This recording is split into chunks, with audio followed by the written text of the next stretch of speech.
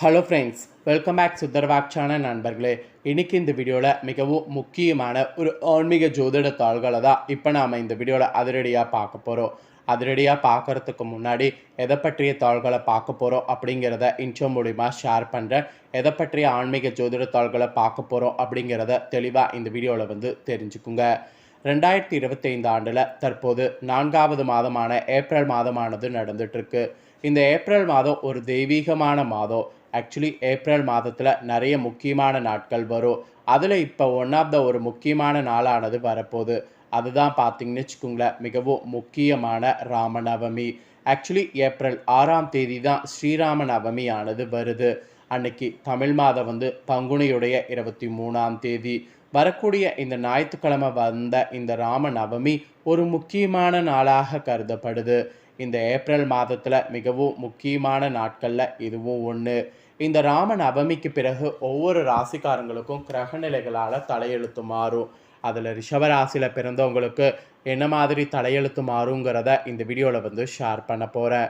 So ரிஷபராசியில் பிறந்தவங்க உங்கள் ராசிக்கு என்ன மாதிரி தலையெழுத்து மாறும் அப்படிங்கிறத தெரிஞ்சுக்குங்க. ஆக்சுவலி எல்லா மாதங்கள்லேயுமே ராமநவமி வந்தாலும் பங்குனி மாதத்தில் வளர்பிறையில் வரக்கூடிய நவமி தான் ஸ்ரீராமர் அவதரித்த ராமநவமியாக கொண்டாடப்படுது. இந்த ராமநவமி சாதாரண ஒரு நாள் கிடையாது, பிரபஞ்சத்தில் மிகவும் முக்கியமான நாள் என்று சொல்லலாம். இந்த ராமநவமி அன்னைக்கு நிறைய பரிகாரங்கள் உங்கள் ராசிக்கு நீங்கள் செய்கிறது நல்லது. ஆக்சுவலி இந்த ராமநவமி அன்னைக்கு மெயினாக நாம் செய்ய வேண்டியது என்னென்னா, ஒரு சக்தி வாய்ந்த மந்திரத்தை சொல்வது தான். அது என்ன மந்திரம், அதை எப்படி சொல்லணும், அதை சொல்கிறதுனால என்ன சக்தியான பலன் கிடைக்கும் அப்படிங்கிறத உங்களுக்கு ஃபஸ்ட்டு இந்த வீடியோவில் ஷேர் பண்ணுறேன். முதல்ல ஆன்மீக ரீதியாக என்ன மந்திரம் சொல்லணும் அப்படிங்கிறத தெரிஞ்சுக்குங்க. அதுக்கப்புறம் உங்கள் ராசிக்கு என்ன மாதிரியான பலன் கிடைக்கும் அப்படிங்கிறத சொல்கிறேன். அதை இந்த வீடியோவில் பார்ப்பீங்க. ஆக்சுவலி ஸ்ரீராமத்தை உச்சரித்தால் எப்படிப்பட்ட துன்பமும் மறைந்துவிடும் என்பது உறுதி. ராமநாமம் ஒழிக்கக்கூடிய இடங்கள்ல எல்லாம் ஸ்ரீ ராமபிரானுடைய அருளும் ஆஞ்சநேயருடைய அருளும் நிறைந்திருக்கும் என்பது ஐதீகம்.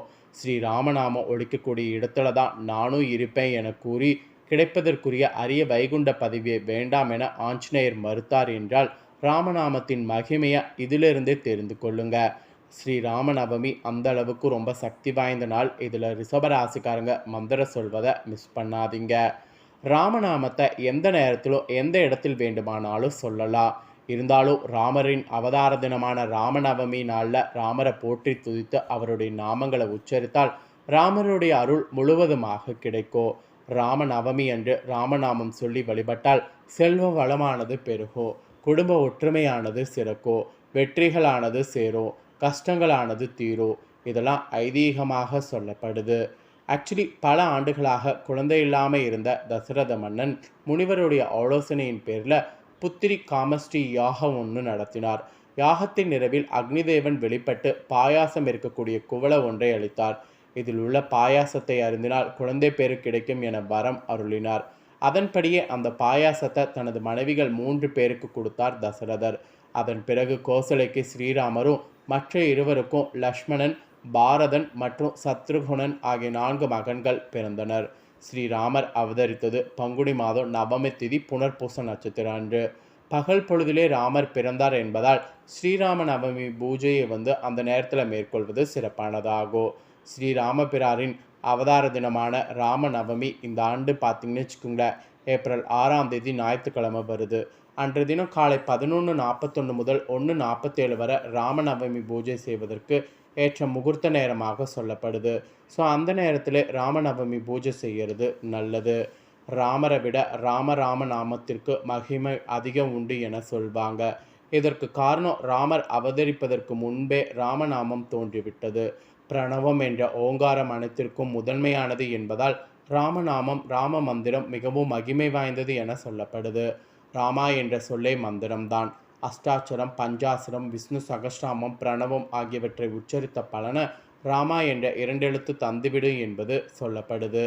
ராமா என்ற சொல்லை ஒரு முறை உச்சரித்தாலே 1000 முறை உச்சரித்த பலன் கிடைக்கும். அப்படிப்பட்ட மகிமை வாய்ந்த ராமபிரானுடைய மந்திரங்களை ராமநவமி நாளில் ராமரை போற்றக்கூடிய மிகவும் சக்தி வாய்ந்த இந்த 8 மந்திரங்களை உங்கள் ராசிக்காரங்க உச்சரித்திங்கன்னா ராமபிரானுடைய முழு அருளையும் உங்களுக்கு பெற முடியும். அது என்ன மந்திரம், அதை எப்படி சொல்லுங்கிறத உங்களுக்கு சொல்கிறேன், நோட் பண்ணிக்கோங்க. ஃபஸ்ட்டு சொல்ல வேண்டிய மந்திரம் ஓம் ஸ்ரீ ராமாய நமக. ரெண்டாவது சொல்ல வேண்டிய மந்திரம் ஸ்ரீ ராம ஜெய ஜெய ராமா. அப்புறம் மூணாவது சொல்ல வேண்டிய மந்திரம் ஓம் தசரதாய வித்மஹே சதவல்லாபாய தீமஹே தந்தோ ராம பிரசோதயா. அப்புறம் நான்காவது சொல்ல வேண்டிய மந்திரம் அபதம் அபத்ரம் ததரம் ஷர்வ சதம்தம் லகாம்பிரம்மம் ஸ்ரீராமம் பூயே பூயே நமயம். அப்புறம் ஐந்தாவது சொல்ல வேண்டிய மந்திரம் ஸ்ரீ ராம ஜெய ராம கோதண்ட ராமா ராமாய ராமபத்ராய ராமச்சந்திராய வேசத ரகுதந்தாய நாதாய சீதாய பதாய நமக. அப்புறம் ஆறாவது மந்திரம் ஓம் க்ளீம் நமக பகவதியே ராமச்சந்திராய சகஜலன வஸ்ராச்சாய ஸ்வாக. அப்புறம் ஏழாவது மந்திரம் ஸ்ரீராமஜெயோ. இப்போ நான் சொன்ன இந்த மந்திரங்களில் உங்களுக்கு எந்த மந்திரம் சொல்ல முடியுமோ அந்த மந்திரத்தை இந்த நாளில் சொல்லி பயன்பெறுங்க. இந்த மந்திரத்தில் உங்களுக்கு எதுவுமே சொல்ல முடியல அப்படின்னா ஓம் ஸ்ரீ ராமஜெயம் அப்படிங்கிற இந்த ஒரு வரி மந்திரத்தை சொன்னாலே கோடான கோடி புண்ணியம் கிடைக்கும். அதனால் இது ஒரு மந்திரத்தை மட்டும் சொல்லியாவது பயன்பெறுங்க. இவ்வளோ நேரம் ராமநவமியுடைய சிறப்பையும் ராமநவமியில் நீங்கள் சொல்ல வேண்டிய மந்திரத்தையும் உங்களுக்கு சொன்னேன். ஸோ சொன்னதை தெளிவாக இந்த வீடியோவில் உங்களோட ராசிக்கு தெரிஞ்சிருப்பீங்க. இப்போ நெக்ஸ்ட்டு இந்த ராமநவமியிலேருந்து நீங்கள் பெறக்கூடிய பலன்கள் என்னங்கிறத சொல்ல போகிறேன். உங்கள் ராசிக்கு என்ன பலன் கிடைக்குங்கிறத நோட் பண்ணிக்கோங்க. ரிஷபராசி அன்பர்களுக்கு இந்த ராமநவமியிலிருந்து நீங்கள் செய்யக்கூடிய பயணங்கள் அடிக்கடி மேற்கொள்வதில் கொஞ்சம் கவனமாக இருக்கணும். பயணங்கள் போது எடுத்து செல்லக்கூடிய உடைமைகளில் ரொம்பவே எச்சரிக்கையாக இருக்கணும். ஆக்சுவலி பயணங்கள் அடிக்கடி மேற்கொள்வதில் இன்ட்ரெஸ்ட் காட்டுறது தப்பில்லை. ஆனால் உடைமைகளை பாதுகாப்பாக வைத்துக்கிறது தான் ரொம்ப முக்கியம். இலக்கிய பிரியர்களாக விளங்கக்கூடிய நீங்கள் இசை, கவிதை, நடனம், பாடல் போன்றவற்றில் தரித்திறமையையும் ஆர்வமும் கொண்டவர்களாக விளங்கணும். அது இந்த டைம் உங்களுக்கு விலகுனீங்கன்னா உங்களுக்கு அதிர்ஷ்டம் என்பது குறிப்பிடப்பட்டிருக்கு. அதுக்கப்புறமா நீங்கள் உத்தியோகத்தில் இருப்பவர்களாக இருந்தீங்கன்னா இந்த ராமநவமிக்கு பிறகு வேலை சுமையானது அதிகரிக்கும். ஸோ வேலை சுமை அதிகரிக்காமல் இருக்க அதனை சரிவர முடித்து காட்டணும். அது மட்டும் இல்லாமல் சொந்த தொழில் செய்யக்கூடிய உங்களுக்கு கேட்ட தொகையை வாங்கி கடன் மூலம் பார்த்தீங்கன்னு வச்சுங்களேன் உங்கள் தொழிலை பெருக்குவது முடியும். ஸோ அப்படி பெருக்கும்போது அதனால் ரொம்பவே கஷ்டம் வரும் அப்படிங்கிறது கிடையாது. கஷ்டம் வராமல் இருக்க தொழிலை நல்லா ஹார்ட் ஒர்க் போடணும். இந்த ராமநவமியில் தொழில் செய்கிறவங்களுக்கு இது ஒரு எச்சரிக்கையாகவே சொல்லப்பட்டிருக்கு. ஸோ எச்சரிக்கையாக நீங்கள் செயல்படுங்க. உத்தியோகத்தில் இருக்கிறவங்களும் வேலையை சரிவர முடித்து காட்டணும். சொந்த தொழில் செய்கிறவங்களும் ஹார்ட் ஒர்க் பண்ணி தொகையை வாங்கிட்டோங்கிறதுனால ரொம்ப கவனமாக செயல்படணும். இது உங்களுக்கு ஒரு அவேர்னஸாகவே இனி வரக்கூடிய நாட்கள் இந்த ராமநவமிக்கு பிறகு இருக்கும் என்பது குறிப்பிடப்பட்டிருக்கு.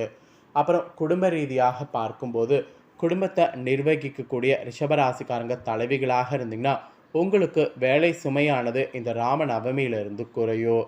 அப்புறம் விடுமுறைக்கு தாய் வீட்டிற்கு செல்வது நீங்கள் முயற்சி பண்ணிங்கன்னா கண்டிப்பாக செல்ல முடியும். உங்களுடைய கணவர்கள் உங்களுக்கு அதுக்கு உதவிகரம் நீட்டுவாங்க. ஸோ கணவர் உங்களுக்கு உதவிகரம் நீட்டுறதுனால உங்களோட ராசிக்கு இந்த டைம் பார்த்தீங்கன்னு வச்சுக்கோங்களேன் நல்லது தான். அப்புறம் ஃபைனலாக மாணவ மாணவிகளுக்கு சொல்லப்பட்டிருக்கு. ரிஷபராசிக்காரங்க மாணவ மாணவிகளாக இருக்கிறவங்க உயர் படிப்புக்கான முயற்சிகள் இந்த ராமநவமிக்கு பிறகு நீங்கள் செய்தீங்கன்னா உங்களுடைய முயற்சிகள் தங்கு தடையின்றி நடைபெறும். எல்லாத்துக்கும் மேலே தேக வசீகரமானது கூடும். அந்த வசீகரம் கூடும்போது அந்த வசீகரத்துக்கேற்ப செயல்படணும். தேக வசீகரம் கூடும்போதே உங்களுடைய வாழ்க்கையை பார்த்தீங்கன்னு வச்சுக்கோங்களேன் முன்னேற்றத்துக்கு கொண்டு போகணும். உங்கள் வாழ்க்கையை எந்த அளவுக்கு முன்னேற்றத்துக்கு கொண்டு போகிறீங்களோ அந்த அளவுக்கு பார்த்தீங்கன்னு வச்சுக்கோங்களேன் நீங்கள் ஜெயிக்க முடியும். ஸோ தேக வசீகரம் கூடும்போது சுறுசுறுப்பாக செயல்படுங்க. இது ரிஷபராசிக்காரங்க மாணவர்களுக்கு சொல்லப்பட்ட பலன்.